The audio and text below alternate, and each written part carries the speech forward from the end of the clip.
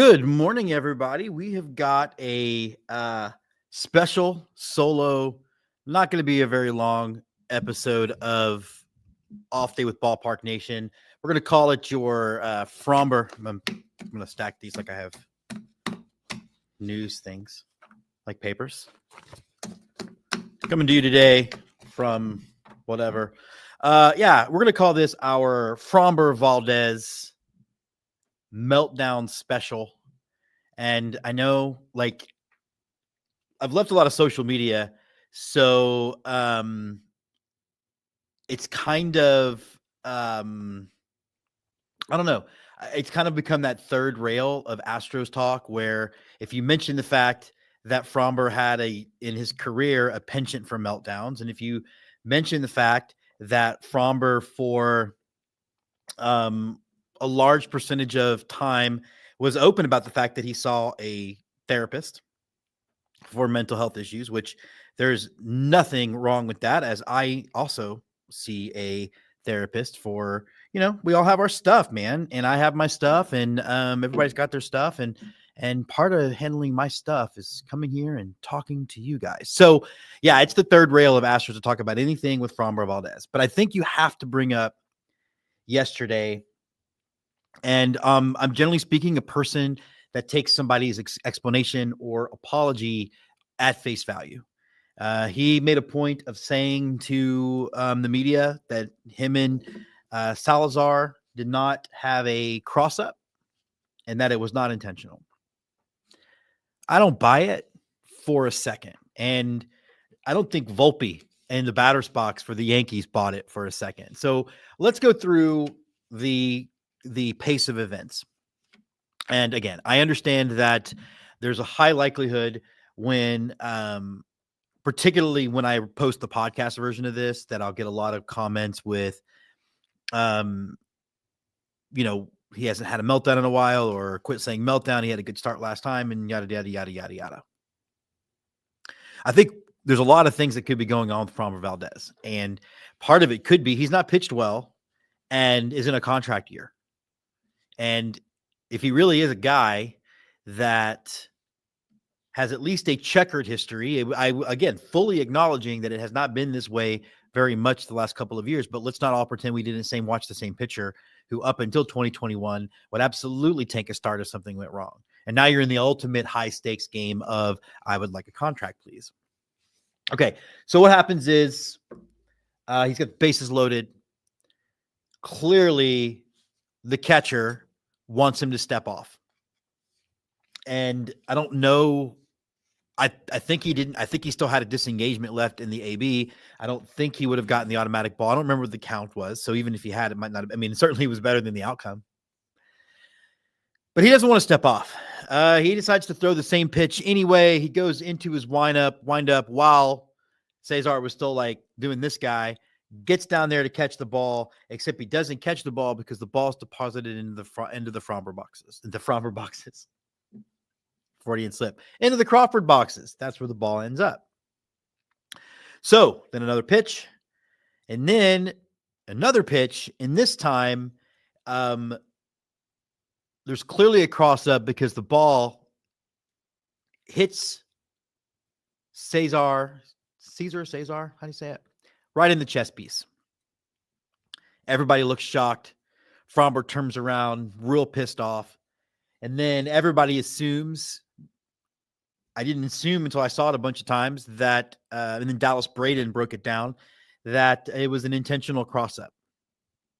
And I tend to agree that it was. I tend to look at the body of work and see that sometimes a guy that doesn't react well to adversity didn't react well then.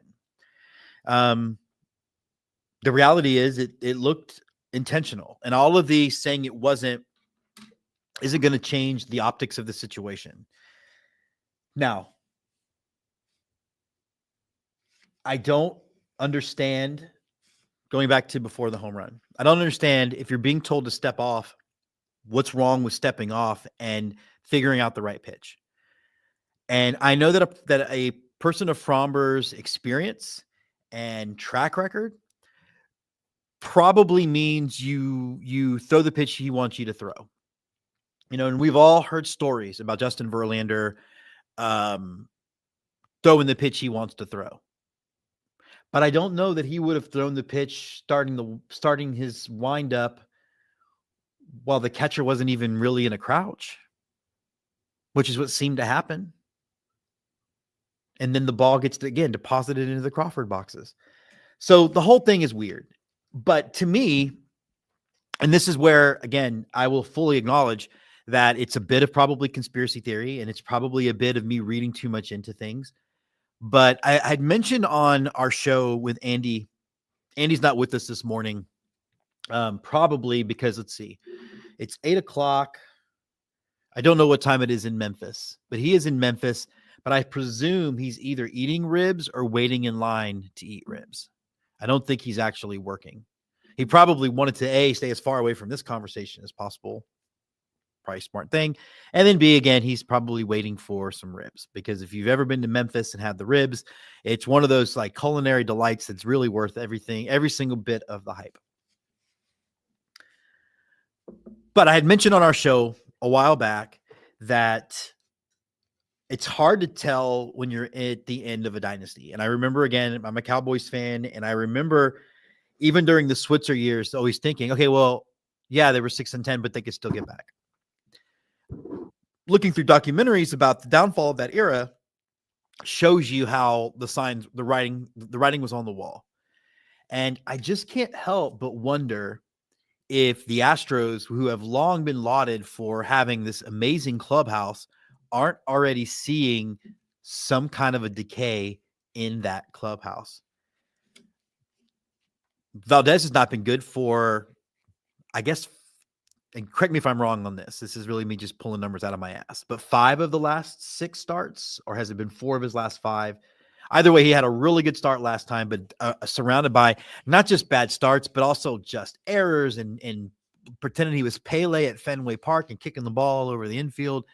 It has been as hard to watch as any stretch in his career. Really and truly.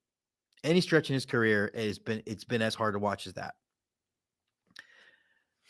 But that paired with what just seems like a team that's not having very much fun, and it seems like a team that just cannot get things moving, you just got to wonder if there isn't something bigger going on in the clubhouse. And, again, I usually don't get pushback on stuff during the live episodes. It's usually when we repost everything. But, I'm not a fire everybody guy, and I'm not a the hitting coaches have to go. The hitting problem is so weird. Like we talked about yesterday on the show, they're getting hits. It's just that the minute they get somebody in scoring position, they don't. And now it just feels like, you have Correa swinging in the other's batter's box yesterday. Like that's not something that he does a lot, but so clearly there's something going on mentally. There's some kind of pressing going on. And if you know baseball, the majority of trying hard is usually not a good recipe for success. Baseball is all about routine and rhythm and thinking about the next pitch and not worrying about other things. And then good things tend to happen. Well, when you're hitting the ball, but you're hitting them right at people and you're hitting it hard and you're getting people to second base with less than 2 outs and you're not scoring those runs, at some point, the human reaction is to start to press. Part of me wonders if that, combined with you can no longer trust your ace to go out there and give you a shutdown game, to be your stopper. And not only that, but now there have been 3 incidences where there have been an issue that has had to be discussed in the post-game press conference and whatnot, or post-game interview, that has nothing to do with performance on the field. And first you had the comment about the defensive alignment not being correct. And then you had the whole comment about, well, I didn't cover home plate, but it's not my fault the guy couldn't throw, or something like that. Some paraphrase of that when he was talking about, I guess it was Sanchez not being able to throw the ball straight to home. And then you have this. And like, there are going to be Astros that I stand and then I'm going to defend. Like, I will listen to you talk about Correa need to be more patient at the plate and controlling the zone better. And I'll listen to it about every other player about Altuve, because Altuve's best Astros moments, frankly, have been swinging at pitches that most Astros Twitter said he shouldn't have swung at. I mean, the one in 2019 against the Yankees was like above his head. So but I'm not going to dismiss a bunch of things offhand from Framber that tell me that he's not handling adversity really well, and not look at them in some. And in some, it looks like he's having an issue out there. And I'm not going to now pretend to know what it is. I'm not going to pretend to know if it's the pressure of the contract negotiations. I'm not going to pretend to know that he is upset the Astros didn't offer him and that's bugging him. I'm not going to pretend to know any of that. And anybody that does pretend to know those things is lying. They don't know, but there's clearly something happening. I don't think that he's not trying, because he would be stupid to not try. I don't think he said he doesn't care if we make the playoffs, because he would be stupid to not want to make the playoffs, because there's a financial pressure there. I don't know how much money he's lost. I mean, and a lot of people are going to say, oh, he's lost millions. And maybe, but I think people are going to trust the talent. I think Framber is going to get paid. He might not get paid what, like a Verlander at this stage in his career would have gotten paid. He might not, but he's not going to be on welfare. Okay. Somebody's going to take a chance on him. I'm okay that the Astros aren't, but I don't think that whatever's happening is somehow something he's doing on purpose, or that he just doesn't care. But I think it would be foolish to ignore the fact that something is happening and that there is something going on. And I fully believe that there was something about that pitch sequence and being told to step off, and then him not stepping off, and then throwing 96 down the pipe, and then immediately throwing it into the chest protector of his catcher after ignoring the step off thing. It's all too coincidental to me. And I don't know enough. I try to keep it real with y'all. I will fully admit what I don't know and what I know. But it does seem like it's harder and harder to get crossed up with PitchCom, because it's not about signs and sequencing. It's about a button and a thing in his ear. And as far as I know, the PitchCom was working. And in fact, when pressed on that in his interview, the excuse at the end kind of fell apart when people thought that he had misheard the PitchCom. And I guess he said something to the effect of that, no, I heard it, but I wanted to throw the sinker, or whatever it was. But the Astros have a problem, and it's a Framber Valdez problem. And it is not, I don't, how do you trust him? In this is the one area where if Framber doesn't play well, the Astros are fucked. And like we talked yesterday, I refuse to believe that this team is cooked offensively. I think there's too much talent. I think you get into a role and then good things can happen. And that role can start tonight. Like, I don't know that I was expecting it to start yesterday, because Fried is really good. And you knew that was going to be a low scoring game. And guess what? The Astros, it was. And outside of the Grand Slam, it was a low scoring game. So I don't know what to say about all of that, but Fried struggled a bit after the All-Star break and still rolled in there with a sub-3 ERA. So it's definitely something to keep an eye on, because I don't know that those two things, that the offensive struggles and everything that's happening, plus the plus all of the issues with Framber necessarily are not connected. And then the question becomes, okay, well, how did let's say in theory, there is a clubhouse problem now where there wasn't one, and a clubhouse that should be better than the clubhouse that was at the start of the season, because now you've got your captain back. You've got Correa back.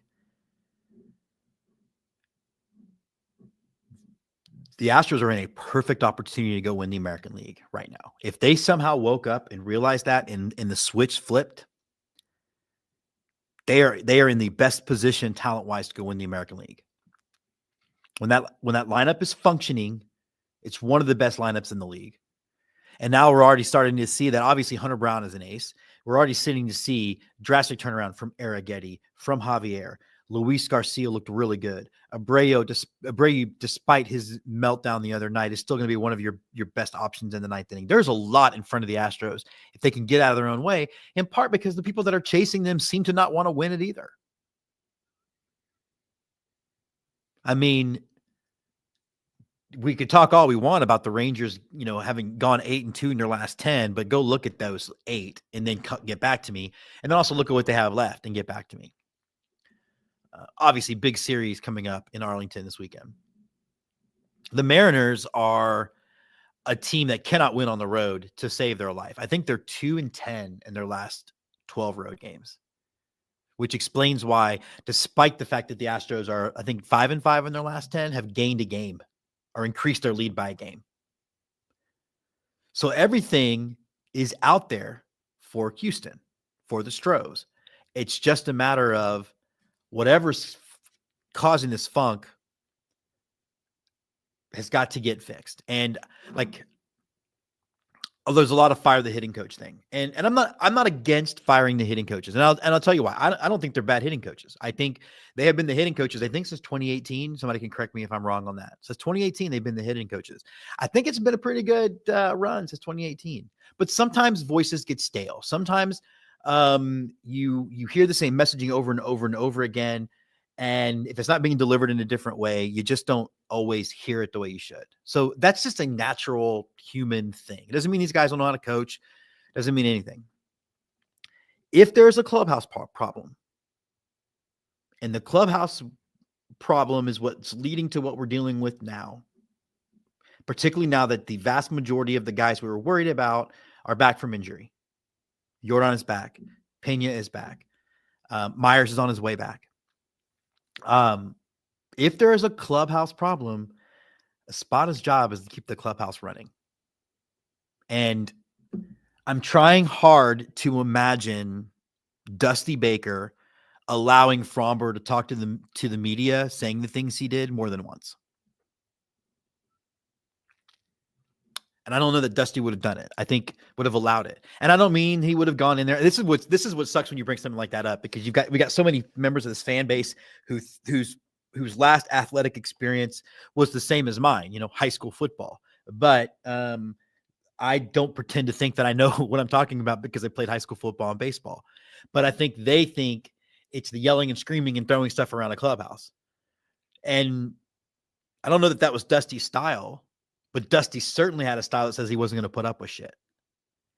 And so part of you just has to wonder, does Espada have enough skins on the wall to be able to manage players when they start to get over their skis like this a little bit? I don't know the answer. But if this team underachieves the rest of the way through, you have to look at changes, I think. I think the GM has done the best he can do with what he has. And I think for as much as Espada could do no wrong when all the injuries were happening, there has to be the question of why is it that they're playing worse now that the guys are coming back? At least the results. So I don't know. I don't really know the answer, but I don't buy it for a second that what happened with Framber in the cross-up was an accident. I don't buy it for a second that they didn't that there was really that kind of a mistake. I don't buy it for a minute. And I think that the end result shows you that I don't know that you can really count on him. You know what it gives me? It's giving me punch yourself in the face vibes from Ken Giles, those of you who remember. Except this time he wanted to punch the catcher. And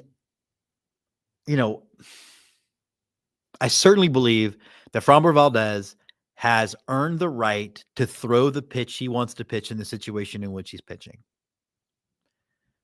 The issue is not, I want to throw my sinker. I think it was a sinker. That's not the issue. I don't know that Hunter Brown has earned the right to necessarily throw the pitch he wants to pitch. He needs to listen to the catcher. But to not even want to step off and start the sequence again and just say, fuck it, I'm going to throw what I want to throw.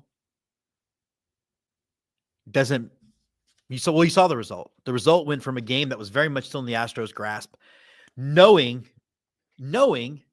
that at some point you were going to see the Yankee bullpen, which is not good. I mean, when the Astros got the base hit, that the no hitter, so the no hitter was over. I texted friend of the show Emily Nyman. I was like, "Ha, no hitter is gone, moral victory." And even she said, "I'm not going to breathe until the game is over because our bullpen sucks." So being down 2-0 or 2-1 to the or 2-0 at the time, that game is so still in the Astros' reach for as much as this offense has struggled.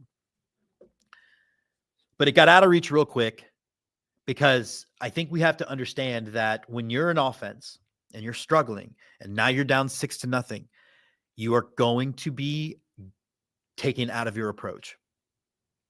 The team has not been consistent enough like teams we've seen in the past against these Yankees a few years ago when they had the big comeback in the 9th inning. That was a team that had been so good, and that was a team that had so much faith in itself that they could stay within their approach and feel like they weren't out of. Well, this team isn't that team right now. This team is swinging at balls in the dirt and the other batters box, hoping to hit a 19-run home run. And so you needed Framber at that moment to do anything he could to get out of that inning unscathed. And if that meant taking a step back and going through the sequencing again with the catcher to make sure you're on the right page instead of starting to go into the windup. Now, I don't know really why he didn't call time. Why Salazar didn't call timeout. I don't know why. But either way, it was clear to everybody watching that he wanted to go through it again. And it seems like when your offense is struggling and you're already down 2 and you're trying not to give up a grand slam, you go through it again. So that's what we have today. Andy and I are going to be back tomorrow. No, we're going to be back Friday to talk a little bit more about the Astros, preview Astros at Rangers. The Astros play today against the Yankees. Rangers have a game today. And then it's one of those stupid things, but because we're playing the Yankees, the Astros have a night game again tomorrow and then get to travel to Arlington to go play those fucking guys. Can't stand the Rangers, man. Cannot stand them. But anyway, so it's going to be a 5-game stretch. It's not going to be super duper easy for the Astros. But again, you have a 3-game lead. I'd rather be us than them until Friday when Andy will be back. Hopefully he's got the ribs picked out of his teeth. I am Jim Christopher. This has been Off Day with Ballpark Nation.